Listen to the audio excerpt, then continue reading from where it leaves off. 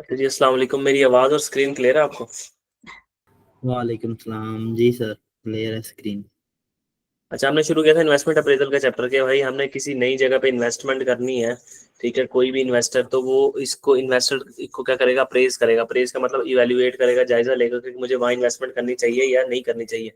तो इन्वेस्टमेंट हमने पढ़ा था कि किसी न्यू प्रोजेक्ट में भी हो सकती है इन्वेस्टमेंट, या कोई एग्जिस्टिंग प्रोजेक्ट आप उसको ग्रो करो, या कोई प्रॉपर्टी प्लांट इक्विपमेंट वगैरह खरीद लो, तो ये भी एक किस्म की मेजर इन्वेस्टमेंट आप इसको कह सकते हो।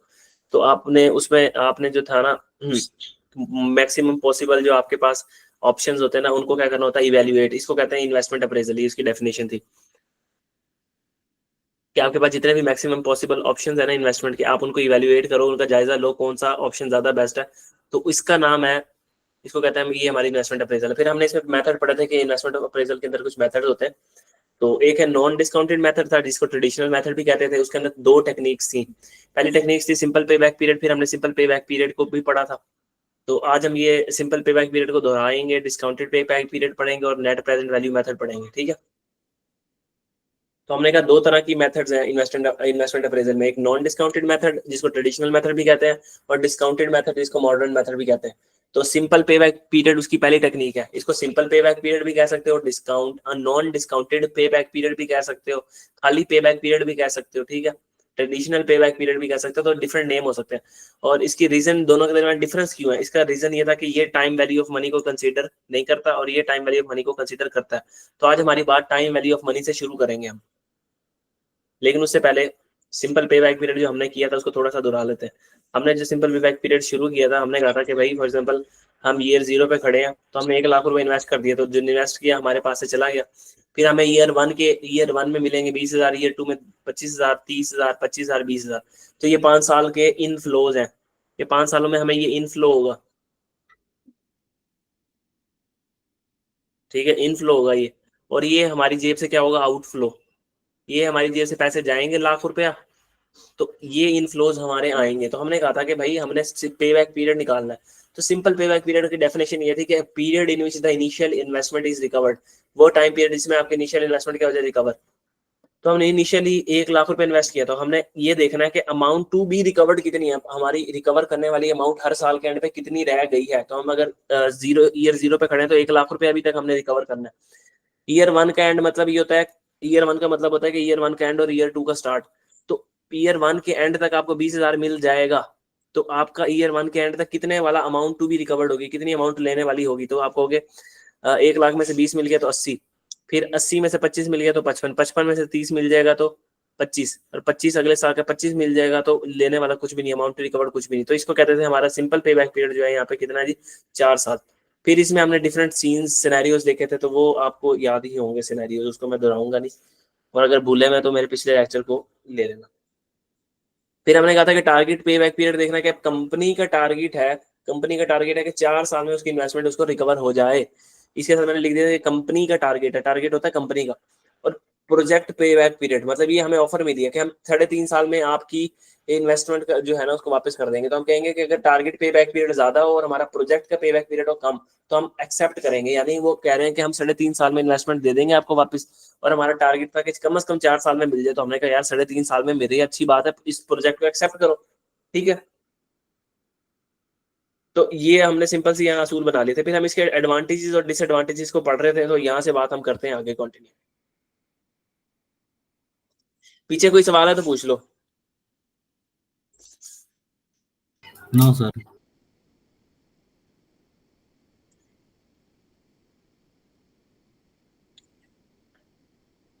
अच्छा, हमने डिसएडवांटेज में कहा था कि ये जो है ना, it does not consider the time value of money, time value of money के कॉन्सेप्ट को कंसीडर नहीं करता। और जो कैश फ्लो है ना, पे बैक पीरियड के बाद के कैश फ्लो है उनको इग्नोर कर देता है। ये भी बात आपको याद होगी अच्छे तरीके से, ऐसे ही है। जी सर, ऐसा ही है। ठीक है, अब हम करने लगे हैं जी एडवांटेजेस शुरू। इसके एडवांटेजेस क्या है इस मेथड के, तो इस मेथड के एडवांटेज नंबर 1 है कि ये एक इजी मेथड है। एक तो बहुत आसान सा मेथड है, हमने ऊपर सीखा, ज्यादा कोई दिमाग नहीं लगाना पड़ता। इजी और क्विक मेथड है टू कैलकुलेट एंड अंडरस्टैंड। हमें कोई हाई लेवल चार्टर्ड अकाउंटेंट बंदा नहीं चाहिए। हमारा मैनेजर भी इतना आसान मेथड है कि हमारा मैनेजर भी ना इस मेथड को आसानी से समझ सकता है और इम्प्लीमेंट कर सकता है और हमें मशवरा दे सकता है कि आपको यहाँ पे इन्वेस्टमेंट करनी चाहिए और नहीं करनी चाहिए। Easy and quick to calculate and understand, कि आसानी से कैलकुलेट भी कर सकते हो और आसानी से समझ सकते हो, इसके अंदर कोई रॉकेट साइंस नहीं है इतनी बड़ी। फिर दूसरा,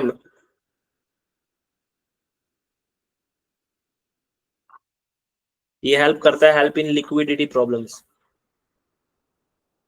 लिक्विडिटी प्रॉब्लम्स का मतलब है कि हमारे पास कंपनी के पास आने वाले सालों में प्रोजेक्शन आ जाती है कि भाई हमारे आने वाले सालों में अगर हमें 1 लाख रुपए चाहिए कंपनी को बचाने के लिए, तो आज हम 1 लाख रुपए इन्वेस्ट कर दें तो आने वाले सालों में 50,000, 60,000, 10,000 कैश फ्लो आएगा।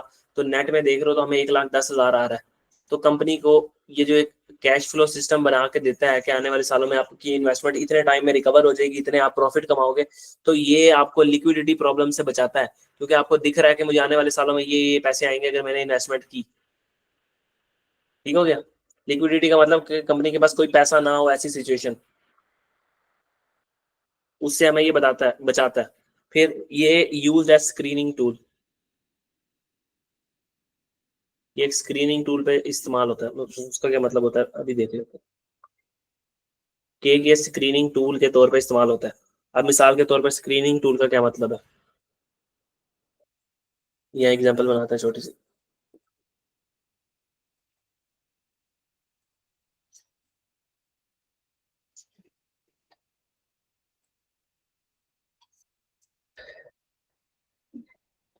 हमारे पास ना इन्वेस्टमेंट के ऑप्शन है 10 जगह हम इन्वेस्टमेंट कर सकते हैं। तो हमने लिखा है यहाँ के हमारे जो इन्वेस्टमेंट के ऑप्शंस, तो हम एक जगह, दो जगह, ये option number 1, option number 2, option number 3, 4, 5, 6, 7, 8, 9, 10, ये 10 जगह है जहां हम अपने पैसे को इन्वेस्ट कर सकते हैं। हम अपने पैसे को इन्वेस्ट कर सकते हैं।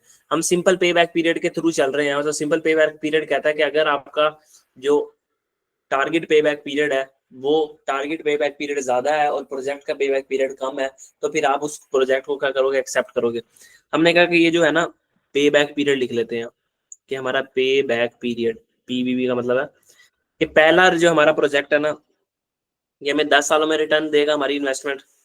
ये 9 सालों में, ये 4 सालों में, ये 6 सालों में, ये 11 सालों में, ये 8 सालों में, फिर ये 9, 10, 12, 13, और हमारा टारगेट पे बैक पीरियड है। टारगेट पे बैक पीरियड ये है और ये हमें ऑफर हुई है, या जो प्रोजेक्ट का पे बैक पीरियड होता है वो है ये। हमारा टारगेट है कि 6 साल, 6 साल में हमें रिटर्न वापस हो, हमारी इन्वेस्टमेंट वापस मिले हमें 6 साल में, 6 साल में, 6 में, 6 में, 6 में, 6 में, 6।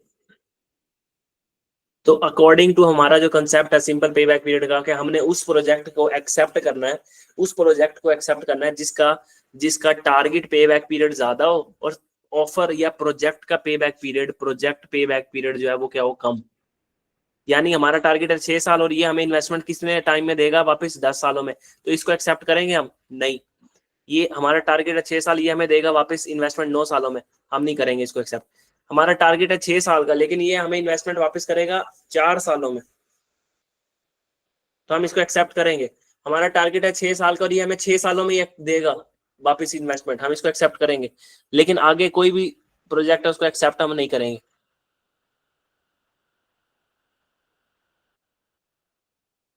ठीक है। तो हम कहेंगे कि 10 इन्वेस्टमेंट में से हमने पहले दो इन्वेस्टमेंट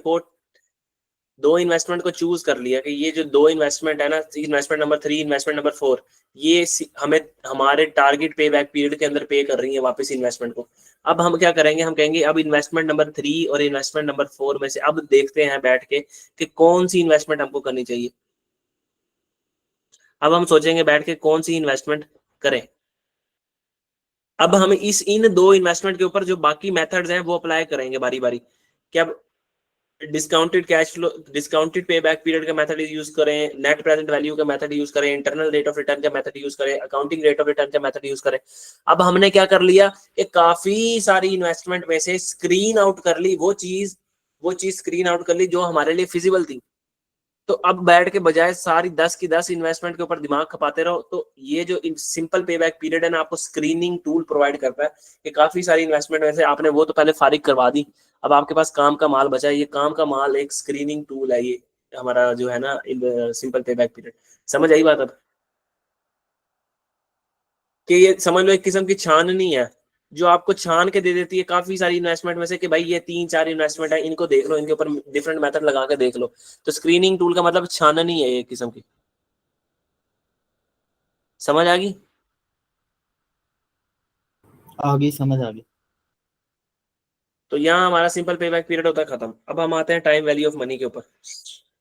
इसके हमने एडवांटेज और डिसएडवांटेज भी देख लिए।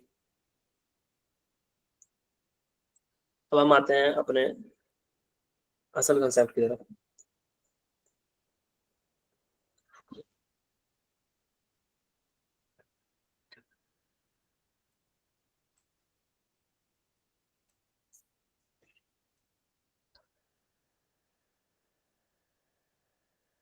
देखो, टाइम वैल्यू ऑफ मनी के कंसेप्ट को पढ़ने से पहले ना 2-3 चीजें पता होनी चाहिए। हम ये हमें हमें पैसों की जरूरत थी, तो हम ना ये गए बैंक के पास। ये हमारा केस नंबर 1। ठीक है, तो हम गए बैंक के पास, हमने कहा बैंक हमें ना पैसों की जरूरत है। ये है जाहिद। ये जाहिद गया बैंक के पास और इसको जाके कहा सर मुझे पैसों की जरूरत है। उन्होंने कहा आप ये 1000 रुपये ले ले, आपको जो पैसों की जरूरत है। तो आप ना मुझे कितने टाइम बाद ये पैसा वापस करोगे? उसने कहा सर मैं 1 साल बाद ना 1 ईयर टाइम के बाद मैं आपको ये 1 साल बाद पैसा वापस दे दूंगा। तो वो कहेंगे अच्छा आप वापस कर देना, कोई मसला नहीं, जरूरत हो सकती है। लेकिन तो आप कहोगे सर ये मैं जब आपको वापस करूंगा आपका क्या है, आपको तो नुकसान हो जाएगा अगर मतलब आप अभी मुझे पैसे दे दो। तो उन्होंने कहा ऐसे नुकसान थोड़ी होगा, हम तो आप जब वापस करोगे ना तो हम पता है आपसे 1100 रुपये लेंगे। या वो कह दे कि मैं आप जब वापस करोगे ना तो आप इसके ऊपर 10% इंटरेस्ट रेट के ऊपर हम आपको दे रहे हैं कि अब आपको 10% सूद देना पड़ेगा, इसके ऊपर 10% सूद देना पड़ेगा। तो जाहिद क्या कहेगा कि मैंने प्रिंसिपल अमाउंट कितनी ली है? प्रिंसिपल का मतलब वो पैसे जो आपने इनिशियली लिए हैं, कितने लिए हैं? 1000 रुपये। ठीक है, और जब मैं वापस करने जाऊंगा मैं कहूंगा कि मुझे इसके ऊपर इंटरेस्ट देना पड़ेगा, मतलब कि 1000 क्या 10% मजीद पैसे देने पड़ेंगे वापस करके। और वो कितना बनेगा? 100 रुपये। और मुझे वहां जाके कितने पैसे वापस देने पड़ेंगे जब मैं 1 साल बाद वापस करने जाऊंगा? तो वो कितने होंगे? 1100। तो यहाँ से थोड़ा सा इंटरेस्ट समझ आया कि इंटरेस्ट क्या होता है। ये हो गया केस नंबर 1। अब मैं केस नंबर इंटरेस्ट। हाँ आगे सर जी समझ आ गई। ठीक है, अब यही जाहिद है। अब जाहिद ना थोड़ा सा मोटा हो गया, पहले वहां थोड़ा सा छोटा था, अब जाहिद क्या हो गया? थोड़ा सा मोटा। जाहिद बहुत अमीर है। ठीक है, खाता पीता बंदा है। जाहिद ऐसे गुजर रहा था बैंक के पास से, तो बैंक ने कहा सर सर बात तो सुने, बैंक के अंदर तो आए, आजकल बड़ा कारोबार चल रहा है आपका, तो सऊदीया से पैसे आ रहे हैं आपको, बड़े आजकल रियाल आ रहे हैं। तो सर बैंक को ना थोड़े पैसों की जरूरत थी, तो थोड़े पैसे अगर आप हमारे अकाउंट के अंदर रखवा देते तो आपकी बड़ी मेहरबानी होती। हमने कहा भाई कारोबारी बंदे हैं हम। जाहिद ने कहा ऐसे थोड़ी पैसे रखवा दूंगा तुम्हारे बैंक में। तो उन्होंने कहा सर आप ऐसा करें कि हमारे बैंक में ना 1000 रुपये रखवा दें, 1000 हमें दे दें। ठीक है, अब ये 1000 जाहिद ने दिए हैं, ठीक है, बैंक वालों को। तो जाहिद कहेगा फिर मुझे क्या फायदा भाई? वो कहेंगे एट 10% रेट के ऊपर रख लेंगे हम।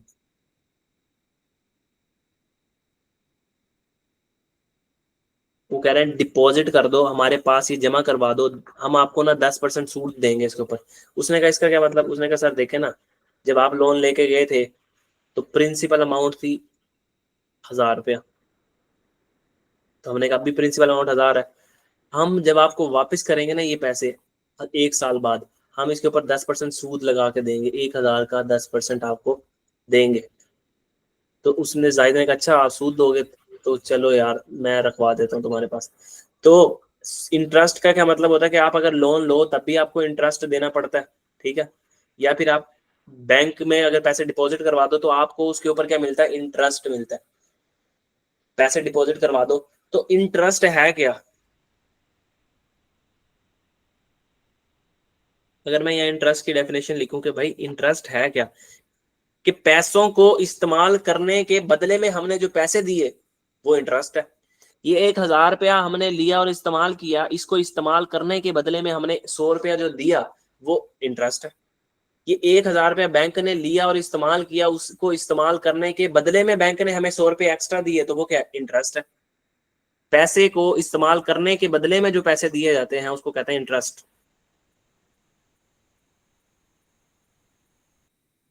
वो कह रहा है मनी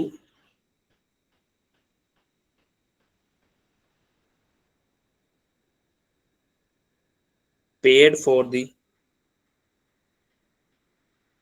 यूजेज ऑफ मनी, कि भाई पैसा इस्तेमाल करने के बदले में जो पैसा दिया उसको क्या कहते हैं हम इंटरेस्ट। इंटरेस्ट की डेफिनेशन क्लियर है? जी सर। अब इंटरेस्ट दो तरह का होता है, एक होता है कंपाउंड रेट ऑफ इंटरेस्ट,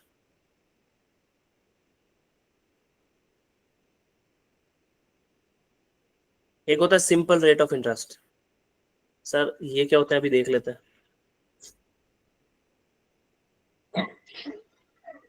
ठीक है, अब आते हैं हम नीचे अपने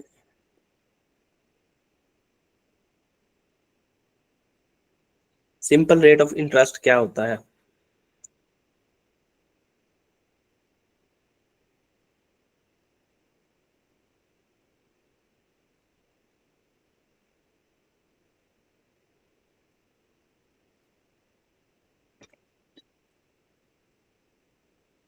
हम कहें कि सिंपल, पहले टाइम वैल्यू ऑफ मनी समझने से पहले ना हमें ये समझना पड़ेगा कि सिंपल रेट ऑफ इंटरेस्ट क्या होता है और कंपाउंड रेट ऑफ इंटरेस्ट क्या होता है। फिर हमें समझ आएगा कि टाइम वैल्यू ऑफ मनी है क्या चीज, सिंपल रेट ऑफ इंटरेस्ट। अब जी सिंपल रेट ऑफ इंटरेस्ट ना सिंपल सी बात है। देखो ईयर 0 पे खड़े होके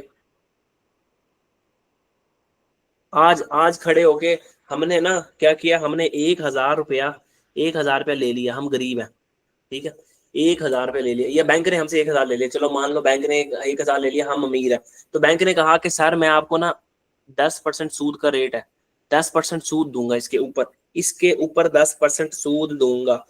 और सूद की जो रेट है वो सिंपल रेट ऑफ इंटरेस्ट है। ये जो 10% निकला हुआ है ये सिंपल रेट ऑफ इंटरेस्ट है। सिंपल रेट ऑफ इंटरेस्ट में क्या होता है सर, कि आपकी जो परसेंटेज है, percentage of interest is applied on principal amount. Principal amount के ऊपर सूद की परसेंटेज लगती है। सर वो क्या होता है अभी पकड़ लेते हैं, एक सेकंड। देखो यदि 1,000 रुपये हमने इन्वेस्ट किया, मैं अगर कहूं कि आज खड़े होके जो बैंक को मैंने पैसे दिए हैं 1,000 रुपया, ठीक है, मैं बैंक से कहूं अभी वापस करो मुझे 1,000 रुपया, तो बैंक को मुझे ऊपर कोई पैसे देने पड़ेंगे? No sir. नो सर, क्योंकि उसने इस्तेमाल ही नहीं किए, पैसा इस्तेमाल ही नहीं किया। तो इंटरेस्ट तब पैदा होता है, interest is the element of time. ठीक है, अपने पास लिख लेना ये बात को, कि इंटरेस्ट एलिमेंट है किस चीज का, टाइम का। कि वक्त गुजरने के साथ आप पैसे को इस्तेमाल करोगे, फिर ही तो पैसे के बदले पैसा दोगे, तो उसको कहेंगे हमारा इंटरेस्ट। तो अगर मैं यहाँ पे खड़े होकर कहूँ कि मेरा क्या बनेगा, ईयर 0 पे इंटरेस्ट, ये है 1,000 पे, मुझे ईयर 0 पे वापस मिलना है। ईयर 1 पहला साल आ गया। अब पहले साल के एंड में मैं कहूँ कि मुझे कितने पैसे वापस मिलने हैं बैंक से, तो मैं कहूंगा ये 1,000 भी मिलना है, प्लस इस 1,000 का 10% भी मुझे मिलना है। ऐसे ही है, तो मुझे मिलने हैं टोटल 1,100 रुपए बैंक से।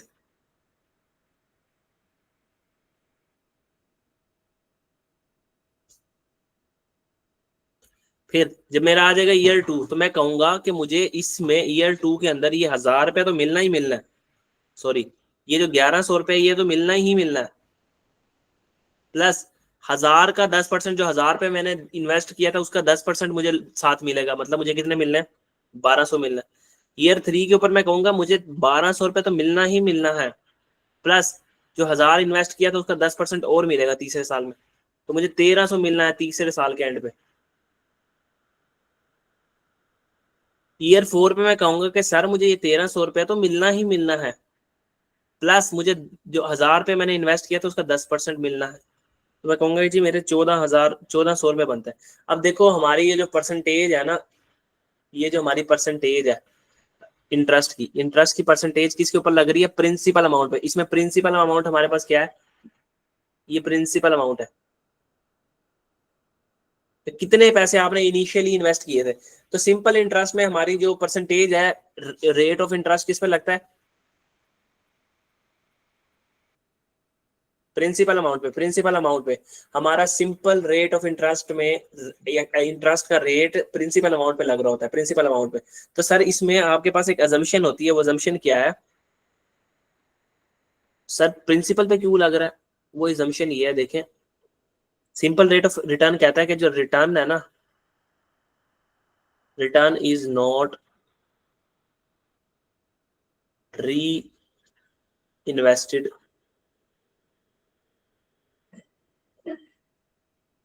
Each year. हर साल ना जो रिटर्न है ना वो इन्वेस्ट नहीं होता, हर साल जो रिटर्न है ना वो इन्वेस्ट नहीं होता। इसका क्या मतलब है सर? अगर मैं मिसाल से समझाऊं, ये देखो, हमने 1,000 पे इन्वेस्ट किया ईयर 0 पे खड़े होके, ठीक है। फिर उसके बाद हमारे पास 1 साल गुजरा और हमें मिलने कितने हैं? 1,000 रुपया प्लस 100 रुपया मजीद। हमें टोटल मिलना है 1,100 रुपया। हमें टोटल मिलना है 1,100। हमने हमने 1 साल बाद ये 100 रुपया बिजनेस में से निकाल लिया। हमने कहा यार 100 रुपया देना, जरा तुमने हमारा 100 रुपया देना था। उन्होंने इसमें से ये 100 रुपया लेके हम चले गए, ठीक है। अब अगले साल जो है, ये 100 रुपया तो दोबारा इन्वेस्ट हुआ ही नहीं। फिर दोबारा किताबों में ये 1,000 रुपये इन्वेस्ट हो गया। अब हमें 1,000 रुपये कितना मिलना चाहिए? 10%। फिर हम इसमें से 100 रुपया निकाल के ले गए। तो ये जो 100 हमें मिलता है, ये क्या री इन्वेस्ट हो तो ही नहीं पाता। इन्वेस्टमेंट हुई कितने की होती है? 1,000 रुपये की। तो हमें 1,000 का 10% हर साल 100 मिलता रहता है। या हम ये समझ लो कि आप कह रहे हो कि सर यहाँ पे तो देखो ये 1,200 1,300 लिखा है, आप समझो कि ये 1,000 है ना, तो ये बन गया टोटल 1,100। अब आप कहते हो उसको कि भाई ये जो मेरा 1,000 जो सूद का 100 रुपये है ना, ये अपने पास रखी रखो, लेकिन आप इसको इन्वेस्ट नहीं कर सकते किसी जगह पे। मेरा जब दिल चाहा मैं ले लूंगा। मैंने ईयर 1 के एंड पे लिया ही नहीं, लेकिन बैंक इसको री इन्वेस्ट नहीं कर सकता। जब भी कोई पैसा इन्वेस्ट किया होता है तो आप उसको मांग नहीं सकते, बैंक से मांग नहीं सकते, तो ये री इन्वेस्ट नहीं हुआ। फिर जब इस साल में मुझे 1,100 मिलना है प्लस इस साल का जो सूद है, मैंने कहा इसको भी री इन्वेस्ट ना करना। मैंने तुमसे 200 रुपये लेना है, ईयर 2 के एंड तक मैं कभी भी आऊंगा, ईयर 2 तक मेरा 200 रुपये बनता है तुम्हारे पास, मैं तुमसे ले लूंगा। उन्होंने कहा ठीक है यार, ये तो कभी भी आ सकता है, इसको री इन्वेस्ट ना करो। तो सिंपल रेट ऑफ इंटरेस्ट कहता है कि भाई आपका जो ये एजम्पशन लेके चलनी है कि जो आपका रिटर्न है ना वो दोबारा री इन्वेस्ट नहीं हो रहा। तो अब कंपाउंड रेट ऑफ इंटरेस्ट देख लेते हैं सर, उसमें हमारी उलट बात होगी बस।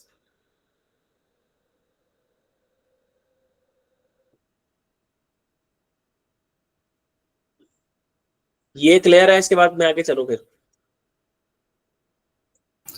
जी क्लियर है बिल्कुल।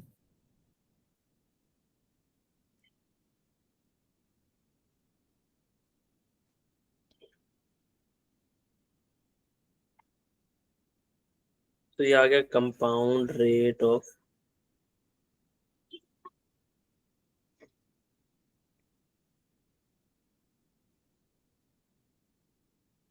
सर इसमें भी हम वही एग्जांपल बना लेते हैं सिंपल। हमारा rate of compound rate of interest है, आर का मतलब रेट, 10%, ठीक है। तो हमने यहाँ क्या किया कि ईयर 0 के ऊपर खड़े होकर हमने 1,000 रुपये इन्वेस्ट कर दिया। ये 10% हर साल मिलेगा पर ईयर। हमने 1,000 रुपये क्या कर दिया? इन्वेस्ट कर दिया। अब ईयर 0 पे खड़े होकर हमें कोई सूद मिल सकता है? प्रिंसिपल अमाउंट कितनी है हमारी? 1,000। प्रिंसिपल अमाउंट कितनी है? 1,000। और इस साल के एंड तक हमें इस ईयर 0 पे खड़े होकर कोई सूद नहीं मिलेगा, तो हमने बैंक से कितने लेना है? 1,000। अब आ गया ईयर 1। हमने कहा कि हमें ये 1,000 तो मिलेगा मिलेगा, प्लस इस 1,000 का 10% भी मिलेगा। हमें कितने मिलने हैं जी? 1,100 रुपया मिलना है। ईयर 2 पे क्या होगा सर? हम कहेंगे कि अब जो 1,000 मैंने तुम्हें प्रिंसिपल की मद में दिया था, प्लस मैंने जो तुम्हें सूद भी दिया था, उसको भी री इन्वेस्ट करो, मैं तुमसे लूंगा ही नहीं। हमने कहा इसका मतलब हमें ये 1,100 भी मिलना है। अब हमने जो इन्वेस्टमेंट की है ना, 1,000 तो की ही थी, वो भी री इन्वेस्ट कर दिया, प्लस जो हमने 100 कमाया वो भी री इन्वेस्ट कर दिया, मतलब यही 1,100 रुपया री इन्वेस्ट कर दिया। इसमें जो इंटरेस्ट का रेट है वो किस चीज के ऊपर लगेगा? हमारी प्रिंसिपल अमाउंट पे नहीं लगेगा, यानी हमारी ईयर एंड की जो वैल्यू आ रही होगी उसके ऊपर लगेगा। किसके ऊपर? जो परसेंटेज है परसेंटेज रेट है वो किस चीज पे लगेगा, क्लोजिंग बैलेंस के ऊपर लगेगा, साल के एंड पे जो क्लोजिंग बैलेंस आ रहा होगा। ठीक है, इस साल के एंड पे मैंने 1100 रुपये लेना था उनसे, मैंने कहा कि यार वो 1100 जो मैंने लेना है, 1000 तो मैंने तुम्हें दिया था प्लस 100 तुमने मुझे उसके ऊपर सूद भी देना है, तो तुम ऐसा करो वो 1000 भी रखो, उसको री इन्वेस्ट करो और 100 को भी री इन्वेस्ट करो। तो यानी हमने 1100 क्लोजिंग बैलेंस इसको री इन्वेस्ट कर दिया। तो कंपाउंड इंटरेस्ट कहता है कि जो आपका इंटरेस्ट है ना वो री इन्वेस्ट हो जाता है। तो हमने कहा परसेंटेज भी इसके ऊपर लगनी चाहिए। अब मुझे 1100 का 10% मिलेगा, क्योंकि मैंने इन्वेस्टमेंट 1000 की नहीं की हुई, 1100 रुपए की हुई है। तो मुझे कितने मिलेंगे, 1210। तो जब ईयर 3 आएगा तो मैं कहूंगा भैया मुझे 1210 रुपए तो मिलने ही मिलने हैं, 1210। अब तक जो मैंने सूद कमा लिया वो कितना कमा लिया, 101 कमाया था और 110 रुपए का सूद एक कमा लिया, तो ये भी दोबारा री इन्वेस्ट करो। तो यानी कि क्लोजिंग बैलेंस को री इन्वेस्ट करो और रेट की परसेंटेज किस पे लगाओ, क्लोजिंग बैलेंस के ऊपर। तो मैंने कहा 1210 तो मिलना है, लेकिन इस 1210 का 10% भी मिलना मुझे, और वो कितना आएगा, 1331। और ईयर 4 पे अगर मैं कहूँ मुझे 1331 तो मिलना है, प्लस इस 1331 का मुझे अल्लाह आपका भला करे 10% भी मिलना। तो मतलब मुझे कंपाउंड कंपाउंड रेट पे 146, देखो ये 1464 आ रहा है, देखना।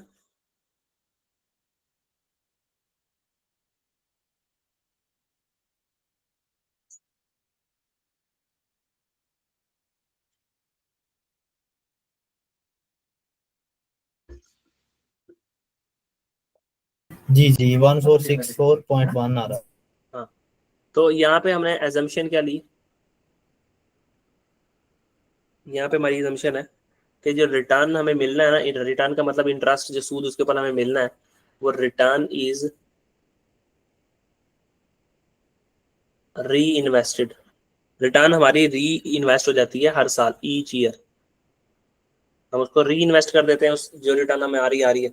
अब यहाँ खड़े होकर देखो ईयर 0, जिस दिन हमने ये हमारा था आउटफ्लो कि हमारी जेब से ये पैसे गए, और ये अगले सालों में मुझे इनफ्लो आने हैं, आए नहीं है, आने हैं। पहले साल के एंड पे आएगा मुझे 1100, दूसरे साल के एंड पे आएगा 1210, तीसरे साल के एंड पे आएगा 1331, चौथे साल के एंड पे आएगा 1464 रुपए। या अगर आप इसको ऐसे करो कि 1000 इन्वेस्ट करके पहले साल के एंड पे आपको मिलना चाहिए, अगर पहले साल के एंड पे आप अपने पैसे वापस मांग लो बैंक से, तो बैंक आपको देगा 1100। और अगर आप कहो कि बस सूद सूद दे दो, तो 100 रुपए दे देगा सूद सूद। अगर आप दूसरे साल के एंड पे मांग लो पैसे, तो वो 1210 देगा। तीसरे साल के एंड पे मांग लो तो 1331 देगा। चौथे साल के एंड पे मांग लो तो 1464 देगा। अगर आज ही मांग लो तो वो कितने देगा, वापिस आपको आपके 1000 पे पकड़ा देगा। तो ये 1000 क्या सर, ये प्रेजेंट वैल्यू है, मतलब आज की मौजूदा वैल्यू। 1000 की आज वैल्यू क्या है, 1000।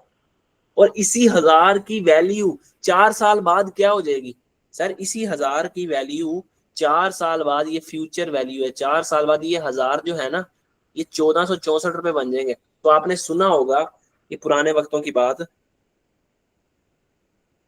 कि भाई आज के, वो कहते हैं ना कि आज का जो 1 रुपया है ना उसकी इतनी कदर नहीं है। ठीक है, आज का 1 रुपया, पुराने वक्तों का 1 रुपया ऐसे है कि जैसे आज का 1000 या 10,000 रुपया। ये बात सुनी है आपने बड़े लोगों के मुंह से।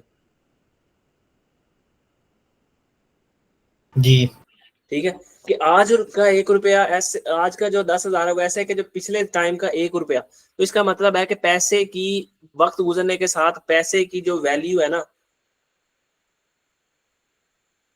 उसमें चेंज आता है, ऐसे ही है।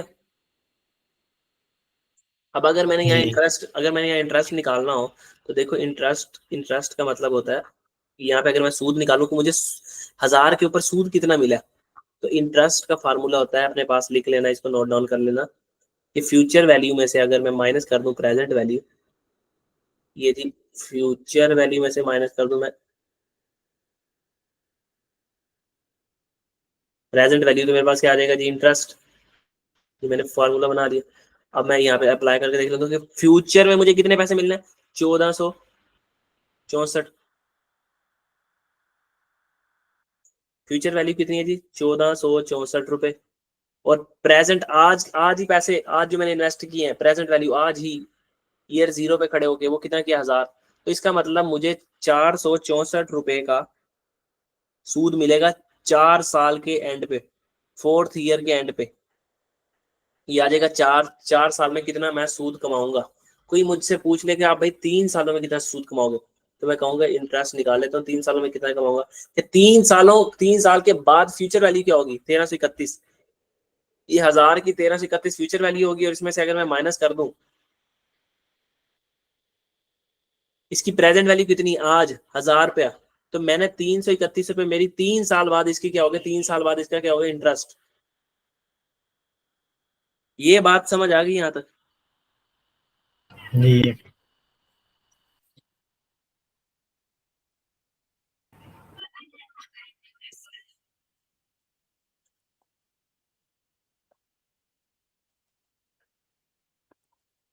तो यहाँ पे छोटी सी बात हम करते हैं कि देखो, इस सारी बातों से ना जो बात पता लगी ना, कि जो पहले का 1 रुपया था ना, ₹1 पहले का, ओल्ड, पुराना 1 रुपया था। आज के जो ₹10,000 है ना, ओल्ड का 9, आज के, ये समझ लो 1980 का 1 रुपया है। और आज 2025 में जो आपके पास ये 10,000 आ रहा है, ये 2025 का 10,000, इसकी जो पावर है वो ज्यादा है। 1 रुपए की पावर ज्यादा है, कि पहले जो काम 1 रुपए में हो जाता था, आज वो 10,000 रुपए में हो रहा है कहीं जाके। तो पावर किस में ज्यादा है?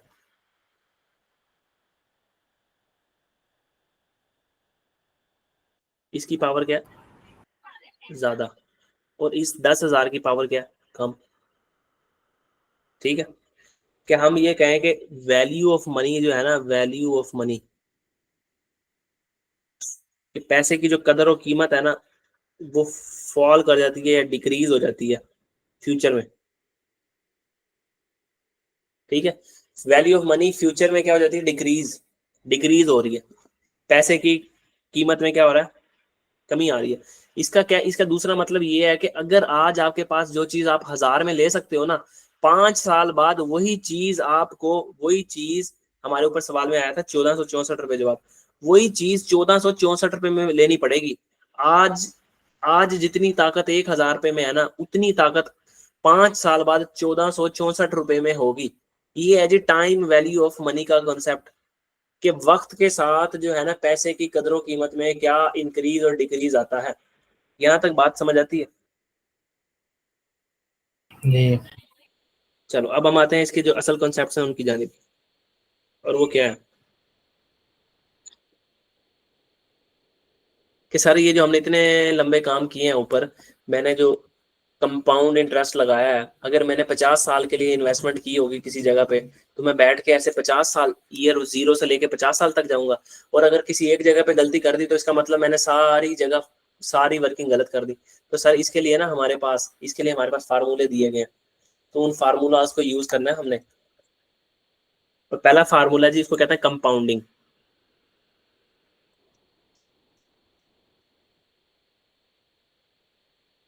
कंपाउंडिंग का क्या मतलब होता है सर, कि जो प्रेजेंट वैल्यू है ना, हमने उसको पकड़ के ना फ्यूचर वैल्यू में कन्वर्ट कर देना। कि आज के, आज के 1000 रुपया है, वो कल के कितने पैसे बनेंगे। ठीक है, मसलन हमने क्या किया था, हमारा उसी सवाल को पकड़ते हैं, हम कहते हैं इसके लिए जो हमारा हमारा जो फार्मूला है ना, वो ये है कि हमारी फ्यूचर वैल्यू बराबर होती है present value into 1 + r⁻n। Are का मतलब है इंटरेस्ट रेट,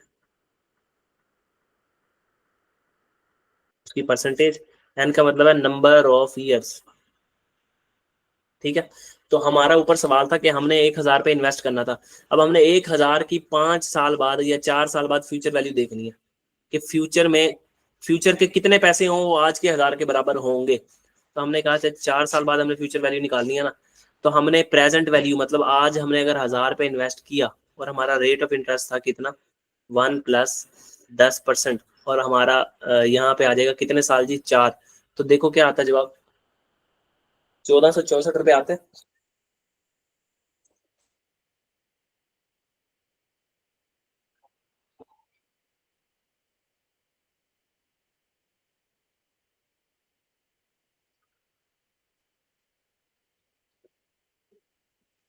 देखो आ रहा है 1464।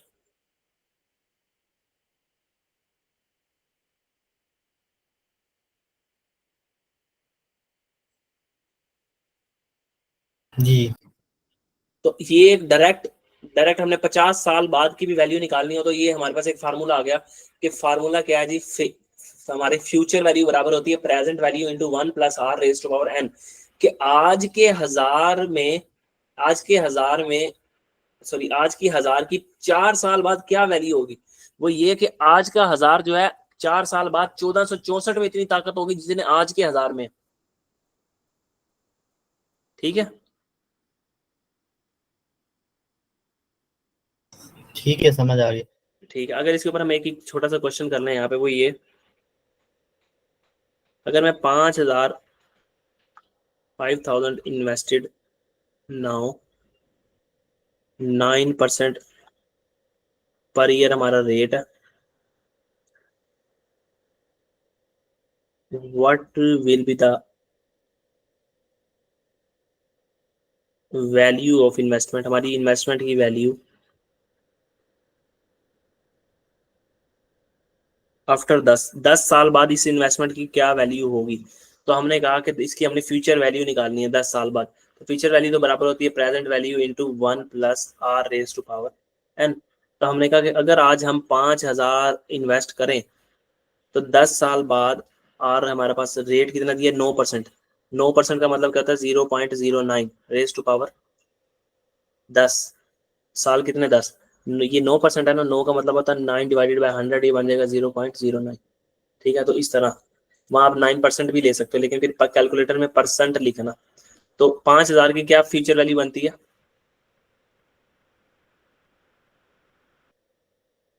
ये बन जाएगा 11,837। तो हम कहेंगे कि जो अगर आज हमने इन्वेस्टमेंट 5,000 की ना, तो 5 साल बाद ऐसे ही है जैसे आपने 11,837 रुपए इन्वेस्ट किए। तो मैं अगर ऐसे इसको मैं उल्टा भी सोच सकता हूँ। देखो यहाँ आप थोड़ा सा उल्टा सोच के देखो। उल्टा क्या सोचना है कि फ्यूचर में मुझे अगर 11,837 किसी ने देने हो, तो मैं उसको कहूं कि भाई कि तूने मुझे 10 साल बाद 11,837 रुपए देने हैं, तो आज ही अगर वो मुझे दे दे तो कितने देगा। प्रेजेंट वैल्यू देगा। हाँ, 5,000 देगा, वो हमें 5,000 देगा ना। वो कहेगा कि अगले सालों के 11,837 रुपए की जो वैल्यू है ना, वो आज 5,000। 5,000 के बराबर है। हम्म। तो मैं यहाँ अगर इंटरेस्ट निकालना चाहूँ कि भाई इसमें इंटरेस्ट कितना है, तो बस वही इंटरेस्ट का फार्मूला यही है कि फ्यूचर वैल्यू में से आपने प्रेजेंट वैल्यू को क्या करना है, माइनस। तो फ्यूचर वैल्यू है 11,837, हमारी प्रेजेंट वैल्यू दी गई है 5,000। तो हमने सिक्स इस थाउजेंड 6, 6,836। इसको 37 कर लो राउंड ऑफ करके। ये इंटरेस्ट हमने कमाया जी, ठीक हो गया। ठीक हो गया। लेकिन इस मेथड को ना ज्यादातर इस्तेमाल नहीं करते। लोग ये नहीं देखते कि फ्यूचर की क्या वैल्यू होगी। लोग पता क्या कहते हैं, लोग ये देखते हैं, देखो, लोग कहते हैं डिस्काउंटिंग के मेथड को यूज करते हैं। सर डिस्काउंटिंग क्या होता है, कंपाउंडिंग का उलट समझ लो एक किस्म का। कंपाउंडिंग आपको बताता है फ्यूचर की वैल्यू, डिस्काउंटिंग आपको बताएगा आज की वैल्यू। जैसे हमारे पास फ्यूचर वैल्यू का फार्मूला क्या था, present value into 1 plus R raise to power N. अब हमने इसमें से फ्यूचर वैल्यू का प्रेजेंट वैल्यू का फार्मूला निकालना। तो अगर मैंने प्रेजेंट वैल्यू निकालनी है, ये फैक्टर यहाँ मल्टीप्लाई हो रहा है, तो यहाँ के क्या हो जाएगा, डिवाइड। तो प्रेजेंट वैल्यू बनेगी फ्यूचर वैल्यू, उसको डिवाइड कर दो 1 plus R raise to power N. ठीक है, तो ये प्रेजेंट वैल्यू का फार्मूला आ गया। आपको पता है कि बटे के नीचे अगर बटा होता है तो जब उसको ऊपर लेके जाना होता है तो ऐसे हो जाता है, fair value into 1 plus R raise to power minus N हो जाता है। ये पता है आपको। जी जी।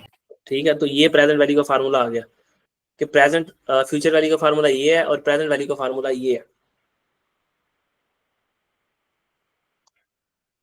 अच्छा, इसको कहते हैं, ये जो एरिया है ये, अगर मैं इसको यूं हाईलाइट कर दूं, ये एरिया और ये एरिया होता है, इसको कहते हैं, इन दोनों को कहते हैं, ये आपका डिस्काउंट फैक्टर है।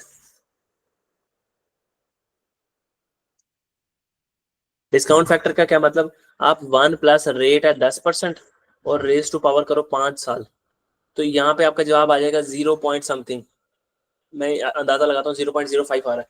तो डिस्काउंट फैक्टर को अगर प्रेजेंट वैल्यू से मल्टीप्लाई कर दो तो क्या जाता है, फ्यूचर वैल्यू। ये डिस्काउंट फैक्टर को प्रेजेंट वैल्यू, सवाल में बाज होगा तो आपको डिस्काउंट फैक्टर निकाल के दे देता है, आपको कहता है प्रेजेंट वैल्यू ये है किताबों में 1000 रुपया, डिस्काउंट फैक्टर है आपका 0.05, बताओ फ्यूचर वैल्यू क्या होगी, तो आप कहोगे इन दोनों को मल्टीप्लाई कर दो। तो आपकी आसानी के लिए ये इसको सोल्व कर देता है। और इसमें प्रेजेंट वैल्यू में डिस्काउंट फैक्टर क्या होगा, -n से निकला होगा, तो यहाँ पे कैसे निकला होगा, 1 + 10% रेज टू पावर -5। तो ये छोटी सी बात है, इसको याद रख लेना। समझ आ गई बात? ठीक हो गया। चल अब हम अगली बात करते हैं, जो मेन बात है।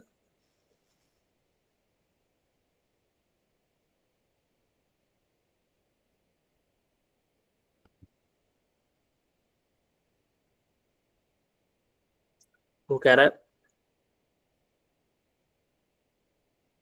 50,000 विल बी रिकवर्ड, 50,000 आपको रिकवर्ड होंगे आफ्टर 10 ईयर्स, 10 साल के बाद। आपको 10 साल बाद 50,000 मिलेंगे। कैलकुलेट, क्या करना है, कितनी इन्वेस्टमेंट करें आप नाउ,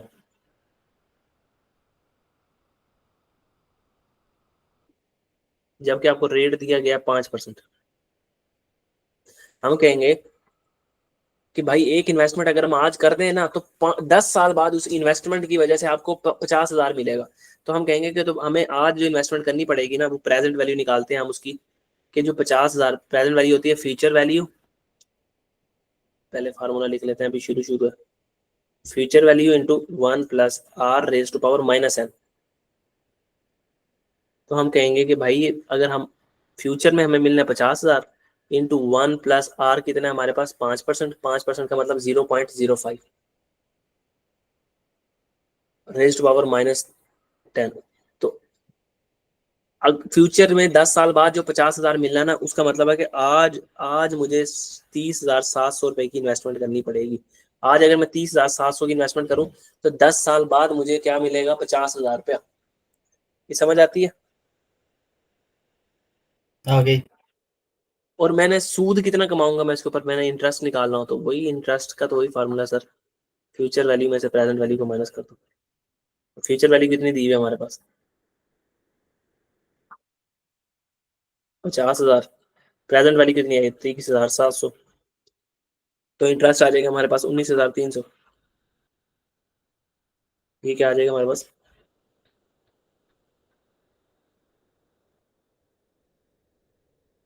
इंटरेस्ट।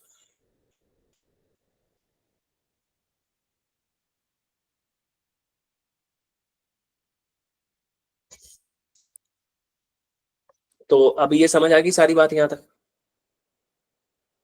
जी जी। अच्छा जी, अब हम आते हैं अपने सवाल की तरफ। अब हमारा जी मेथड नंबर 2 अब हम पढ़ने लगे हैं। एक हमने पढ़ लिया था सिंपल पे बैक पीरियड, आज हम पढ़ने लगे हैं दूसरा मेथड, उसका नाम है discounted pay back, discounted pay back period. तो इसकी इसकी डेफिनेशन क्या होगी डिस्काउंटेड पे बैक पीरियड की, वही जो उसकी थी, उसकी क्या थी, period in which the initial investment is recovered. तो हम यहाँ पे डेफिनेशन लिख लेते हैं कि पीरियड इन विच ये सारे इसलिए कर रहा हूँ ताकि आपके ना नोट्स बन जाए और आप इसको एक बार पढ़ लो और आपके सारी चीजें रिवाइज हो जाए। Period in which the initial, अरे ये अगर दूसरी टाइप आता जो ऊपर सब कुछ पड़ा है वो क्या है? हाँ तो अभी वो बताने लगा हूँ देखो, कि ये वो थी non discounted pay back period. अब इसमें हमने क्या करना है, डिस्काउंटेड पे बैक पीरियड। तो मैं अगर ये ऊपर जाता हूँ और ऊपर से सवाल को कॉपी करके लेके आता हूँ,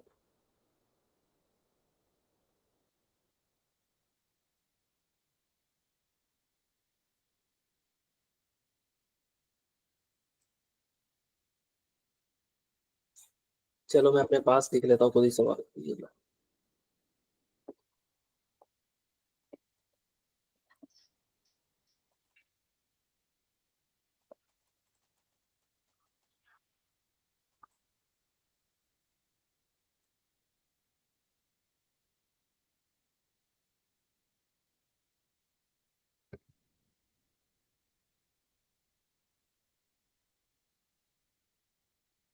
अच्छा जी,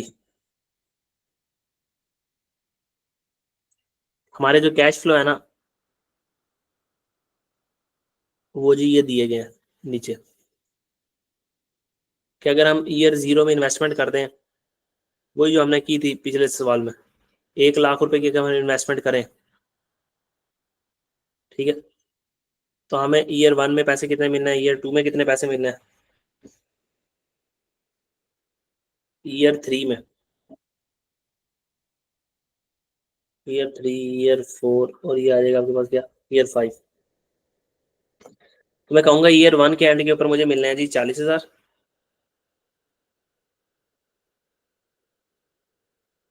यहाँ मुझे मिलने हैं 50,000, यहाँ मुझे मिलने हैं 10,000, यहाँ मुझे मिलने हैं 5,000, यहाँ मुझे मिलने हैं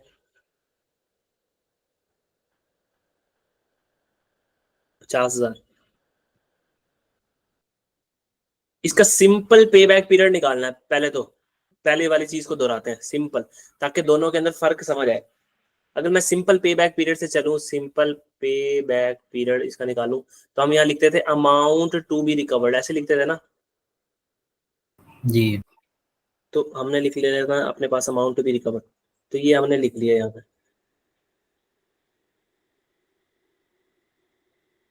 अच्छा,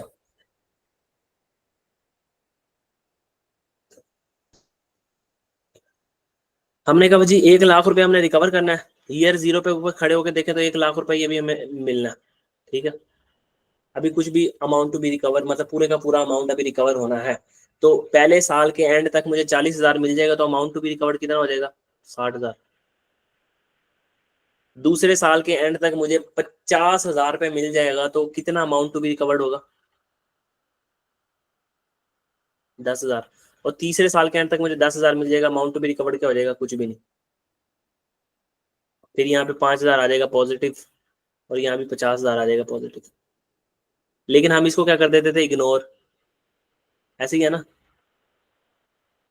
ये हम गिनते ही नहीं थे। हम कहते थे हमारी इन्वेस्टमेंट का सिंपल पे बैक पीरियड भाईजान कितना बनता है, हमारी इन्वेस्टमेंट का अगर मैं सिंपल पे बैक पीरियड निकालूं, तो हमारी इन्वेस्टमेंट 4 सालों में, 1 2 3, देखो 1 2 3 3 सालों में हमारी इन्वेस्टमेंट क्या हो रही है, हमारी रिकवर हो जाएगी,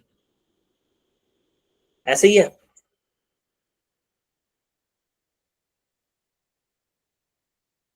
पे बैक पीरियड क्या है, 3 इयर्स, 3 सालों में हमारी इन्वेस्टमेंट क्या हो रही है, रिकवर। समझ आई है यहाँ तक बात। जी तो अब इसको ध्यान में रखना। अब हम आते हैं डिस्काउंटेड पे बैक पीरियड। वो क्या कहता है, वो कहता है देखो सर,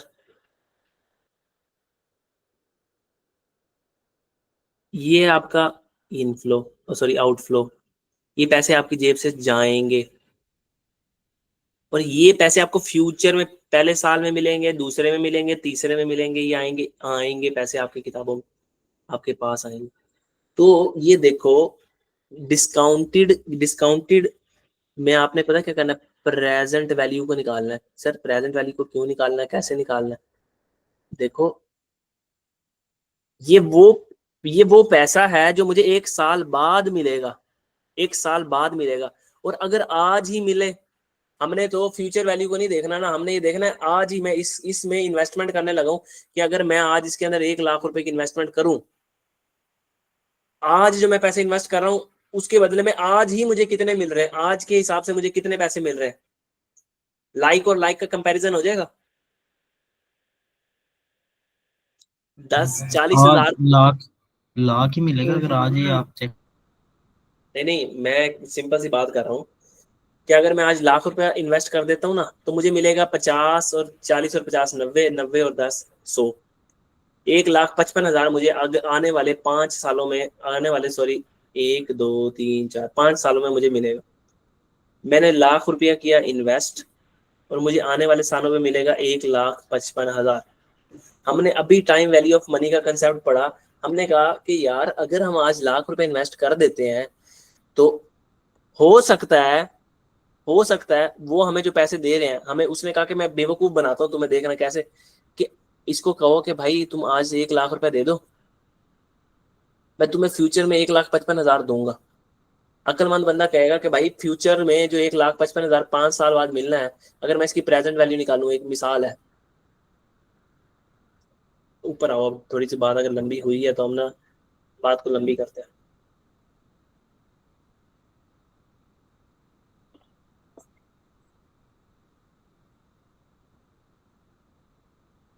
यहाँ ये देखो, एक बंदा आया, उसने कहा सर आप ना अगर 5,000 रुपये अभी इन्वेस्ट कर दोगे ना, 5,000 अभी इन्वेस्ट, मैं आपको फ्यूचर में ना 6,837 दूंगा, 6,837 दूंगा। हमने कहा अच्छा, अभी हमने खड़े होके ना हमने अंदाजा लगाया, हमने कहा यार अगर 6,837 वो हमें दे रहा है फ्यूचर में, तो मैं इसकी प्रेजेंट वैल्यू आज देखूं 6,8 में कितनी ताकत है, इसमें कितनी ताकत है। तो मैंने यही किया और मैंने इसकी प्रेजेंट वैल्यू निकाल ली। इफ प्रेजेंट वैल्यू बराबर होती है future value into 1 plus rate था 9%, 0.09 बेस टू पावर कितने साल बाद, 10 साल बाद, इसको -10 कर दिया, तो इसका जवाब आएगा 5,000। क्योंकि ये तो पागल बना रहा है भाई मुझे। मेरा 5,000 लेके आज जो मुझसे 5,000 लेके जा रहा है, मुझे फ्यूचर में दे रहा है 6,837 रुपए। तो आज जो मेरी 5,000 की कीमत है, 10 साल बाद भी वही कीमत है। बात नहीं समझ आई। वो बंदा मुझे दे रहा होता फ्यूचर में जाके 7,000 रुपया, मैं कहता हाँ ये 7,000 रुपया जो मुझे मिल रहा है ना, आज इसकी कीमत ज्यादा है। बात समझ आ रही है? प्रेजेंट जितने वैल्यू की कीमत तो वही होगी ना जो इन्वेस्ट करेंगे। जितने जितने की कीमत वाली चीज है, मैं आप और मैं ना सौदा कर रहे हैं, मैं आप और मैं यहाँ सौदा कर रहे हैं खड़े होके। आपने ना कि एक गाड़ी निकलवाई है 11 करोड़ रुपए की, ठीक है। वो गाड़ी ना आने वाले वक्तों में हो जाएगी 13 करोड़ रुपए की। आपने 11 करोड़ रुपया ना, आपने 11 करोड़ रुपए वाली गाड़ी दे दी मुझे। आपने कहा ये लो, मैंने वादा किया मैं फ्यूचर में आपको ना यही गाड़ी निकलवा के दूंगा, यही गाड़ी निकलवा के दूंगा। तो भाई आपको बदले में गाड़ी क्या मिल रही है? यही। आपका कोई फायदा हो रहा है? आपको नजर आ रहा होगा सर 2 करोड़ रुपए का तो फायदा हो रहा है मुझे। सर 2 करोड़ इस गाड़ी की कीमत में इजाफा हो गया। आज उस गाड़ी, वो गाड़ी ही आज उतने की है। मिल आपको कह रही है गाड़ी वही जो आपके पास खड़ी थी। हाँ, ये होता कि इस गाड़ी के अलावा भी 2 करोड़ आपको मिल रहा होता तो आप कहते कि हाँ ये गाड़ी भी रिकवर होगी और प्लस 2 करोड़ रुपए भी मिल गया मुझे। अब समझ आती है बात। यहाँ पे अगर आप 5,000 रुपये आज इन्वेस्ट कर दो, तो आने वाले वक्तों में आपको मिलेगा 6,837 रुपये। तो सर आने वाले वक्तों में मुझे फायदा क्या हो रहा है इससे? पागल हूं मैं? जितनी जितने की आज 5,000 की ताकत है, 6,837 रुपए की 5 साल 10 साल बाद उतनी ताकत होगी। तो मुझे इसमें फायदा क्या हुआ? वो तो उसने 10 अपने पास संभाल के रखे, 5,000 को इस्तेमाल कर लिया और फ्यूचर के 5,000 मुझे दे दिया। जिस फ्यूचर के 5,000 कितने बनते हैं? 6,837 रुपए। तो मुझे क्या फायदा हुआ? सही हो गया। तो अगर समझ आ गया तो ठीक है, नहीं तो सिंपल सी बात भाई, डिस्काउंटेड कैश फ्लो में हम क्या निकालते हैं? Present value. कि भाई ये जो 40,000 मिलना है, ये मुझे कब मिलना है? 1 साल बाद। तो इसकी प्रेजेंट वैल्यू निकालूंगा मैं। प्रेजेंट वैल्यू निकालने के लिए क्या करूंगा? इस 40,000 को पकड़ूंगा कि प्रेजेंट वैल्यू बराबर होती है future value into 1 plus R. Rate आप अज्यूम कर लो, आपके पास दिया गया सवाल में 10%। 1 प्लस आर कितना? 10%, यानी इसको 0.01 कर लो, रेज टू पावर -1। 1 साल बाद प्रेजेंट वैल्यू, यहाँ पे 1 साल गुजर जाएगा, 1 साल पीछे बुलाना है हमने। इसको इन सबको हम कहाँ बुला रहे हैं? ईयर जीरो पे। कि अगर आज हमें मिलेंगे तो कितने मिलेंगे देखते हैं। अच्छा, ये 50,000 है, इसकी प्रेजेंट वैल्यू निकालनी हो तो कैसे? 50,000 इंटू 1+0.01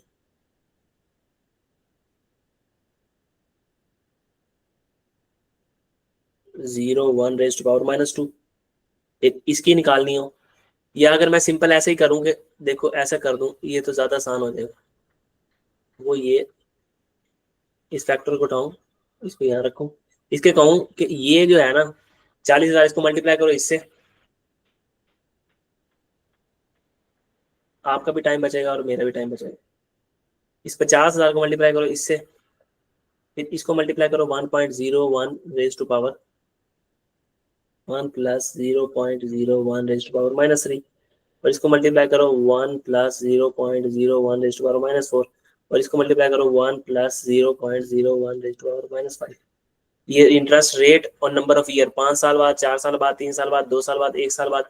और अगर आप यहाँ करो 1.1 प्लस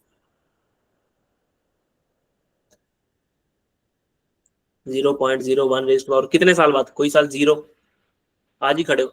तो भाई इसका सारे का जवाब आ जाएगा 0, सॉरी इस सारे का जवाब आ जाएगा 1। इस पूरे फैक्टर को सॉल्व करोगे ना, इसका जवाब आ जाएगा 1। तो 1 जब मल्टीप्लाई होगा 1 लाख से, तो उसकी प्रेजेंट वैल्यू क्या आ जाएगी, 1 लाख। तो जो ईयर 0 पे खड़ी होती है ना चीज, उसकी प्रेजेंट वैल्यू वही होती है, ठीक है। अब हम इनकी ठीक प्रेजेंट हो वैल्यू गया। निकालें अगर, तो वो क्या बनेगी, 36360। दूसरे साल की प्रेजेंट वैल्यू क्या बनेगी, 41300। इनको टोटल करते हो, मैं यहाँ से टोटल कर रहा हूँ, आप इन सब का टोटल करते हो। 3415 31050, क्या टोटल बनता है इनका,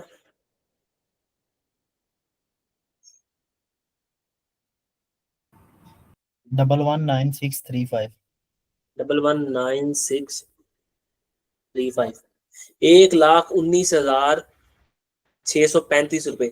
देखो अब मुझे फायदा नजर आ रहा है कि आज मेरी जो पेमेंट है ना, एक मेरा लाख रुपया, वो मुझे फ्यूचर में 19,635 रुपए का मुनाफा देगा, प्लस मुझे 1 लाख रुपए भी वापस कर देगा। बात समझ आई। आगे लेकिन सर जी वो 1,19,000 कीमत तो उसकी 1 लाख के बराबर ही होगी ना तब।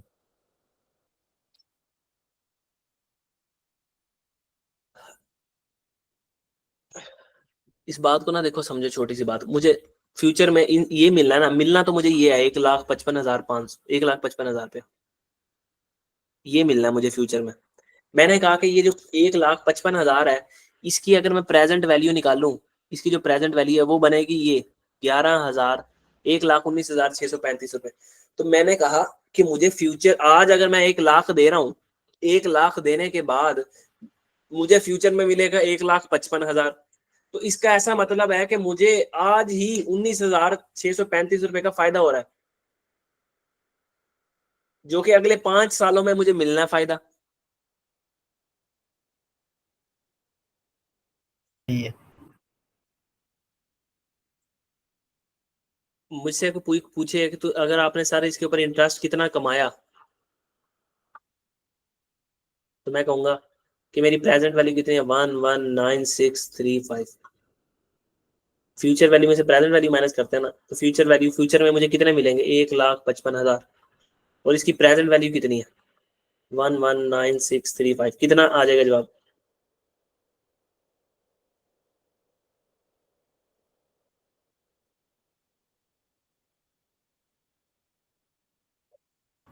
₹35,365। 35,365 है जी सूद, यह जी सूद, प्लस मुझे मेरा मुझे जो 1,55,500 मिलना है ना, अगर आज उसकी कीमत, मैं इसकी प्रेजेंट वैल्यू निकालता और वो आज ही 1 लाख रुपए निकल आती, तो मैं कहता भाई तुम तो मेरे साथ गेम कर रहे हो। फ्यूचर आज भी मेरे पास लाख रुपए है, और जो फ्यूचर में मुझे चीज मिलेगी उसकी कीमत भी लाख रुपए होगी। कम से कम कोई ऐसी चीज मिले जिसकी फ्यूचर में कीमत ज्यादा हो। तो उसने कहा कि मैं तुम्हें 1,55,000 रुपए दूंगा। तो हमने कहा अच्छा 1,55,000 की अगर आज कीमत निकालूं तो वो 1 लाख से ऊपर बन रही है, 1 लाख से ऊपर जा रही है। तो इसका मतलब इसके अंदर 1 लाख से ज्यादा दाम है जो पैसे मिलने हैं मुझे। यार ये नहीं समझ आती ना बात, तो बस इसके ऊपर मट्टी डालो, ये लेक्चर नहीं को नहीं दोबारा। बस ठीक है मैंने। ठीक है। अब ये आ गई थी हमारे पास प्रेजेंट वैल्यू। हमने यहाँ पे क्या करना होता है, इसमें सिर्फ प्रेजेंट वैल्यू निकालना थी, डिस्काउंटेड पे बैक पीरियड के अंदर प्रेजेंट वैल्यू निकाल लेनी हमने। ठीक है। अब अगला स्टेप वही है जो उसमें किया था, कि हम यहाँ लिखेंगे अमाउंट टू बी रिकवर्ड,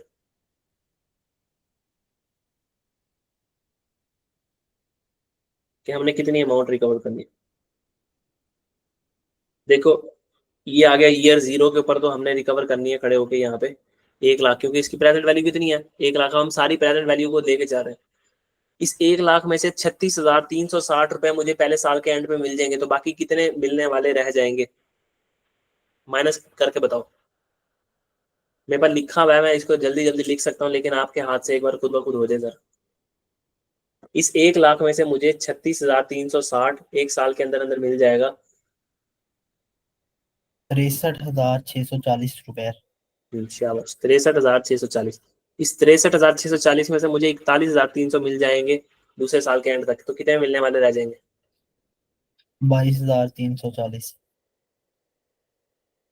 22,340। 22,340 में से मुझे 7,510 मिल जाएंगे तीसरे साल के एंड तक, कितने मिलने वाले रह जाएंगे?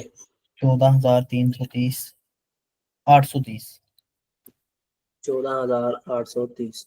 इस 14,830 में से मुझे 3,415 रुपए मिल जाएंगे अगले चौथे साल के एंड तक, तो कितने मिलने वाले रह जाएंगे? 11,415। 11,415। 11,415 में से मुझे पूरे के पूरे मिल जाएंगे, उल्टा एक्स्ट्रा मिल जाएंगे। तो मैं कहूंगा कि इस इसमें 5वें साल के एंड पे मुझे यहाँ पे क्या हो गया, हो रही है रिकवर। अब यहाँ पे हम क्या करते थे कि ज्यादा अमाउंट अगर मिल जाए तो हम ऐसे निकालते थे कि 4 साल तो है हमारा पे बैक पीरियड, लेकिन डिस्काउंटेड में भी वही करेंगे, बस एक प्रेजेंट वैल्यू के नया कॉलम डाला है बस, और तो कुछ भी नहीं किया। डिस्काउंटेड पे बैक पीरियड वो कितना है कि भाई 4 साल तो है ही है, प्लस हमने पढ़ा था amount to be recovered. Amount to be recovered कितनी है? 11,415। उसको नेक्स्ट कैश फ्लो कितना है हमारे पास? 3,105। इस पे डिवाइड कर देते थे, याद है? अमाउंट टू बी रिकवर्ड को नेक्स्ट कैश फ्लो 3,1050 पे डिवाइड करो तो क्या जवाब आएगा आपके पास? 4 साल और मैं कर देता हूँ 0.36 ईयर, या इसको आप कह दो कि 4.36 ईयर्स। और वो अगर आपसे पूछ ले कि मंथ में कितना है, तो आप क्या करोगे? 4 ईयर प्लस 0.36 को मल्टीप्लाई कर दोगे, 12 महीने होते हैं एक साल के अंदर, तो ये बन जाएगा तकरीबन 4 साल प्लस 4 मंथ। ठीक है, ठीक है। ऐसे ही करते थे हम।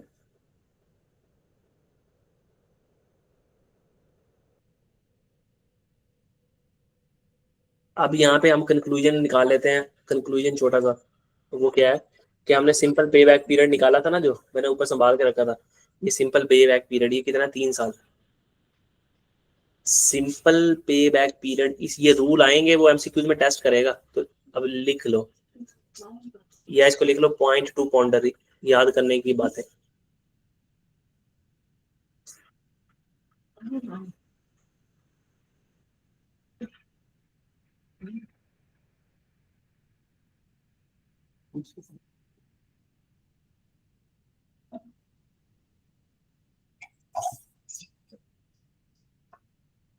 पहली बात नंबर 1, हमने कहा जो डिस्काउंटेड पे बैक पीरियड है ना हमारा,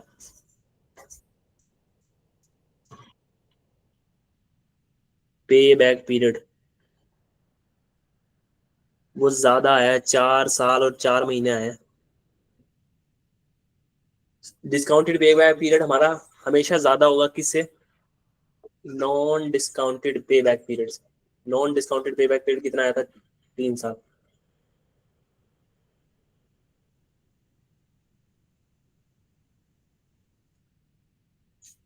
वजह क्या है? सिंपल सी वजह सर, क्योंकि ये टाइम वैल्यू ऑफ मनी को कंसीडर करता है और ये नहीं करता है, तो इस वजह से इन दोनों में डिफरेंस आ रहा है। ठीक है, ये पहला पॉइंट याद रखना है कि डिस्काउंटेड पे बैक पीरियड हमेशा ज्यादा होता है non discounted pay back period से। ये नीचे एग्जांपल दे दी। पॉइंट नंबर 2,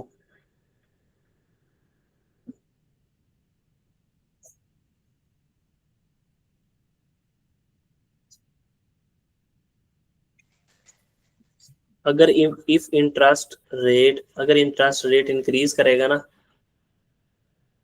तो हमारा डिस्काउंटेड पे बैक पीरियड भी जो है ना वो इंक्रीज करेगा। और इफ हमारा रेट जो है वो डिक्रीज करेगा, रेट कौन सा? इंटरेस्ट का rate. Discounted pay back period भी क्या करेगा, डिक्रीज करेगा। और सिंपल पे बैक पीरियड का रेट के ऊपर क्या फर्क है सर? वहां तो हम कोई डिस्काउंटिंग करते ही नहीं है, तो सिंपल पे बैक पीरियड में तो कुछ होगा ही नहीं, रेट इस्तेमाल ही नहीं होता। रेट चेंज हो या ना हो तो उससे तो कुछ लेना देना है ही नहीं। सिंपल पे बैक पीरियड, उसमें अगर रेट चेंज हो, वो सेम ही रहता है। हाँ चेंज होगा मतलब ऊपर जाए या नीचे आए तो क्या होगा, नो इफेक्ट। तो ये एमसीक्यूज याद रखना।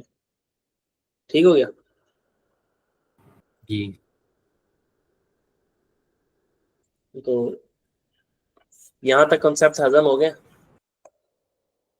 यहाँ तक हो गया तो आगे करूँ बात, हिम्मत है? आगे से जी क्या क्या रहता है इसके अलावा? इसके बाद हमने नेट प्रेजेंट वैल्यू का मेथड शुरू करना है। वो बिल्कुल न्यू कंसेप्ट है। कहते हो तो शुरू कर लेते हैं, नहीं तो फिर इसके एडवांटेज और डिसएडवांटेज देख के खत्म करते हैं क्लास। एडवांटेज और डिसएडवांटेज। चलो जी एडवांटेज देखते हैं सबसे पहले। ये किसके आ रहे हैं, डिस्काउंटेड पे बैक पीरियड के एडवांटेजेस आ रहे हैं। भाई इसका एडवांटेज भी यही है कि वो क्विक और इजी है। इजी टू कैलकुलेट, आसानी से निकाल सकते हैं, बस प्रेजेंट वैल्यू निकालना सीखना है, वो कौन सा मुश्किल है। इजी टू कैलकुलेट और अंडरस्टैंड, भाई इसको अंडरस्टैंड करना बहुत आसान है।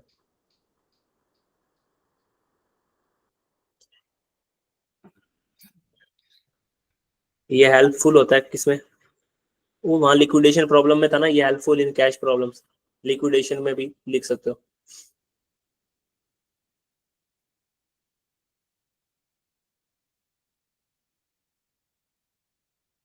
फिर इसको भी आप यूज करते हो किस चीज के लिए, स्क्रीनिंग टूल के लिए। स्क्रीनिंग टूल पढ़ लिया हमने डिटेल से।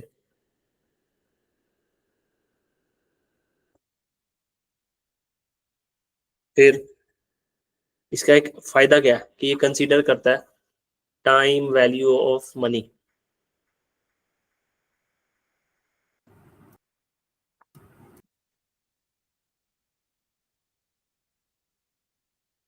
ठीक है। और इसका डिसएडवांटेज क्या है जी, इनको एक्सप्लेन करने की जरूरत तो नहीं है ना मुझे? डिसएडवांटेज? नहीं नहीं, डिसएडवांटेज तो मैं बताता हूँ, ये जो मेरे ऊपर पॉइंट लिखे हैं एक्सप्लेन करने की जरूरत तो नहीं है। नो नो, एक डिसएडवांटेज तो ये भी होगा ना, इसका पे बैक पीरियड थोड़ा लंबा होता है। नहीं, पे बैक पीरियड लंबा नहीं होता, वो तो उसकी टेक्निक है। जो कैश फ्लो आता है ना आफ्टर पे बैक पीरियड आर इग्नोर्ड, उसको इग्नोर कर देता है ये। वो तो सिंपल में भी इग्नोर हो हाँ जाता है। सिंपल में भी इग्नोर करते थे, इसमें भी हमने इग्नोर कर दिया, तो ये एक डिसएडवांटेज है। हालांकि हमें यहाँ पे भी देखो पैसे मिलने हैं, इसमें भी उस पैसों को तो हम खाते में ला ही नहीं रहे। तो ये था जी हमारा आज का कंसेप्ट। इसके बाद है नेट प्रेजेंट वैल्यू। वो बड़ा आसान है नेट प्रेजेंट वैल्यू, अगर मैं कहूँ तो 3 सेकंड लगेंगे या 5 सेकंड लगेंगे समझाने में। चलिए समझा दें। फिर हम कल दोबारा बात शुरू कर लेंगे नेट प्रेजेंट वैल्यू की, उससे ही शुरू करेंगे चलो। लेकिन सिर्फ अब पढ़ लेते हैं कि वो है क्या, नेट प्रेजेंट वैल्यू मेथड। देखो अभी 1 मिनट में कैसे निकलती है नेट प्रेजेंट वैल्यू। हम जाएंगे ऊपर, इस सवाल को पकड़ेंगे।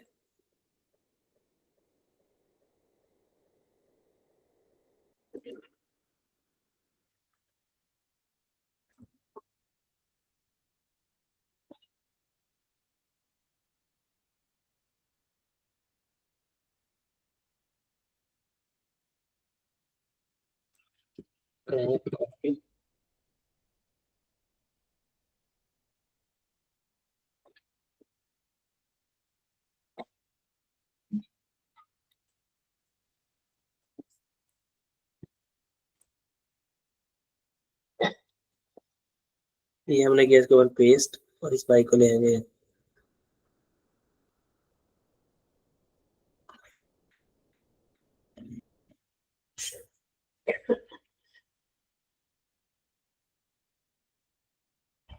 Sir net present value method कहता क्या है, वो कहता है जैसे ये सब कुछ कुछ कहते थे तो वो भी कुछ कहता होगा। तो वो कहता है कि आपने पता क्या करना है,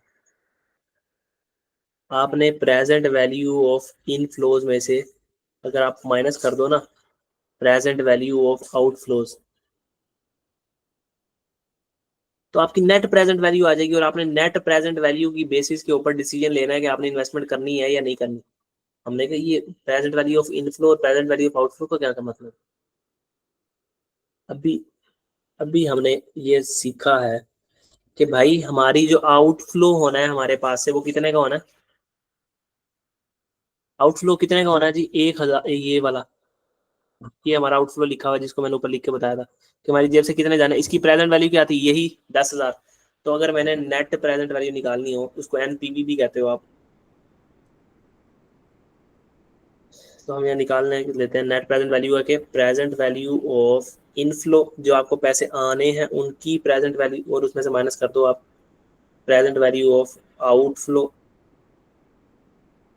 तो हमने कहा जो हमारी प्रेजेंट वैल्यू ऑफ इनफ्लो, ये इनफ्लो हमें ये आना है, ये आना है, ये आना है, ये आना है, ये आना है, इन सब की प्रेजेंट वैल्यू का टोटल कितना है,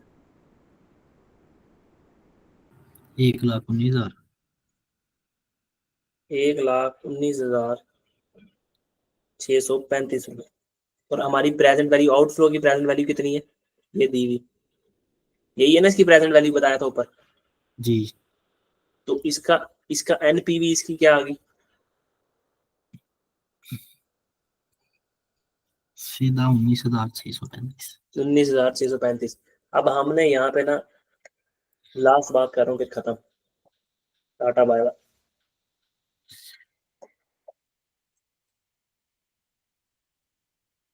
19,635 आ गई। तो मैं अगर आराम से कहूँ कि ये पॉजिटिव आई है क्या, ये पॉजिटिव, नेगेटिव नहीं आई, तो यहाँ पे जो एक्सेप्टेंस क्राइटेरिया है ना, NPV net present value method कहता है कि उस प्रोजेक्ट को उस इन्वेस्टमेंट को अब एक्सेप्ट करना, एक्सेप्टेंस क्राइटेरिया जैसे वो ऊपर टारगेट शारगेट वाली दी हुई थी ना सिंपल पे बैक पीरियड में, यहाँ पे भी दिया हुआ। इसका एक्सेप्टेंस क्राइटेरिया है कि भाई अगर तो तुम्हारी नेट प्रेजेंट वैल्यू आए पॉजिटिव तो उसको करना क्या, एक्सेप्ट, और अगर तुम्हारी नेट प्रेजेंट वैल्यू आए नेगेटिव तो उसको करना तुमने रिजेक्ट। तो सर अगर अगर ऐसा हो जाए, लास्ट बात सिर्फ, फिर कल इस बात को कंटिन्यू करेंगे। एक जगह हमने इन्वेस्टमेंट ऑप्शन है, दूसरा इन्वेस्टमेंट ऑप्शन है, तीसरा, इनके हमने प्रेजेंट वैल्यू ऑफ इनफ्लो ली, प्रेजेंट वैल्यू ऑफ आउटफ्लो ली, और हमारे पास नेट प्रेजेंट वैल्यू आ गई। इसकी नेट प्रेजेंट वैल्यू पॉजिटिव आई 1,000 रुपया, इसकी नेट प्रेजेंट वैल्यू आई 2,000 पॉजिटिव, इसकी आई 4,000 पॉजिटिव। तो सर ये तो सारी पॉजिटिव आ गई है, तो क्या सारों को हमने एक्सेप्ट कर लेना है। इसमें फर्दर नेट प्रेजेंट वैल्यू कहता है कि उसको एक्सेप्ट करना जो पॉजिटिव हो पहले नंबर पे, और पॉजिटिव में भी जो सबसे ज्यादा हाई वैल्यू हो ना उसको एक्सेप्ट करना। सेकंड इसका क्राइटेरिया क्या है, मोस्ट हाईएस्ट पॉजिटिव वैल्यू को आपने चूज करना है। तो ये क्या होती है, क्यों निकाली गई है, ज्यादा वाली को क्यों लेना है, कम वाली को क्यों नहीं लेना, कल करेंगे बात। ठीक है। मोस्ट हाईएस्ट पॉजिटिव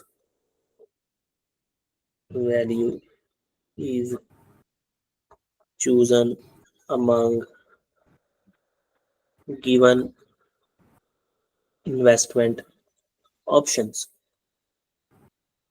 दिए गए इन्वेस्टमेंट ऑप्शन में से जिसकी सबसे ज्यादा हाईएस्ट पॉजिटिव वैल्यू हो तो उसको आपने चूज करना है, highest positive NPV net present value. ठीक है,